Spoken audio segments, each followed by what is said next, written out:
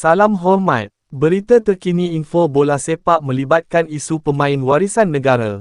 CAS membenarkan 7 pemain Harimau Malaya beraksi. Persatuan Bola Sepak Malaysia, FAM, ingin memaklumkan bahawa Mahkamah Timbang Tara Sukan, Court of Arbitration for Sport, CAS, telah membenarkan permohonan penangguhan pelaksanaan, Stay of Execution, yang dikemukakan oleh 7 pemain pasukan kebangsaan iaitu Facundo Garces, Rodrigo Holgado, Emmanuel Machuca, Joao Figueiredo, Gabriel Palmero, John Irazabal dan Hector Havel. Keputusan ini bermakna hukuman penggantungan selama 12 bulan daripada semua aktiviti bola sepak yang dikenakan oleh FIFA terhadap 7 pemain Harimau Malaya tersebut ditangguhkan buat sementara waktu, dan mereka dibenarkan untuk meneruskan karya serta menyertai sebarang aktiviti berkaitan bola sepak sehingga keputusan Muktamad Rayuan di CAS dibuat.